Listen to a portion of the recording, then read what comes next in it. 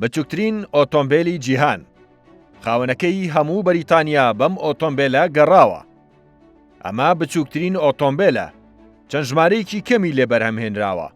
درێژەکەی کەمترە لە مەتر و نیوێک کە ئەمەش ژمارەیەکی پێوانەیە بۆ کورتترین ئۆتۆمبیل، تەنیا شوێنی یەک کەسی تێدا دەبێتەوە و لەسەر 3 تایە دەڕوات.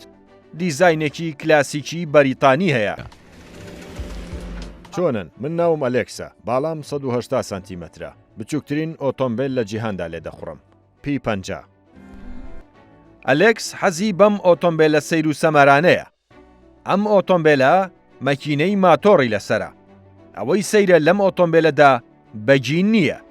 بە خێرایی 37 کیلۆمەتر لە کاتژمێرێکدا دەڕوات. لەگەڵ ئەوەشدا زۆرینەی کات ئەلێکس ئەم ئۆتۆمبیلە بەکاردەهێنێت. لە مانگی تشرینی دووەمی 2021ەوە ئەلێکس گەشتەکەی بەم ئۆتۆمبیلە بەناو هەموو بەریتانیادا لە ناوچەی جۆن ئۆگرۆتسەوە دەست پێ کردووە. ماوەی 1400 کیلۆمەتری تەواو کرد کە درێژترین ڕێگای شانشینی بەریتانیایە تاکو گەیشتە ناوچەی لانس ئێند. ئەم ئۆتۆمبیلە لە ساڵی 60ەکانی سەدەی پێشووەوە بەرهەمهێنراوە. ناوەکەی زۆر فراوان نییە و تەبریدیشی تێدا نییە.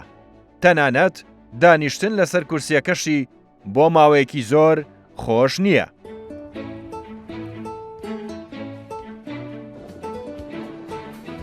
یەکێک لە ئەزمونە سەیرەکانم بەم ئۆتۆمبیلە بردنی بوو بۆ سەرەوەی بورجی برینگبۆڵ. لەگەڵ فەرمانبەرەکاندا ئۆتۆمبیلەکەمان هەڵگرت بۆ ناو ئاسانسۆرەکە. پاشان بۆ سەر لووتکەی بورجەکە. ئەوە شتێکی خۆش بوو بەلامانەوە. پاشان شۆفێریکردن لەسەر لووتکەی بورجەکە. بەڵام ئەلێکس لەگەڵ ئەم ئۆتۆمبیلەیدا تووشی چەندین کێشە بووە. چەندین جار دەرگای ئۆتۆمبیلەکەی لێبۆتەوە. تایەکانیشی زۆر بە زوویی خراپ دەبن. هەروەها کێشەی دەسکی دەرگاکەش لەو لاوە بوەستێ. لە پاش 3 هەفتە ئەلێکس توانی بگاتە کۆتا شوێنی بەریتانیا، ناوچەی لانس ئێند. لە ماوەی ئەم گەشتەیدا پارەیەکی باشی کۆکردەوە بۆ ڕێکخراوە خێرخوازیەکان.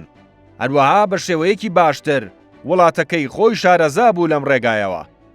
ئەلێکس لە داهاتوودا بیری لای ئەوەیە وڵاتێکی تر بەم ئۆتۆمبیلە ببڕێ. ئایا پێت باشە ئەلێکس بەم ئۆتۆمبیلە سەردانی کوێ بکات؟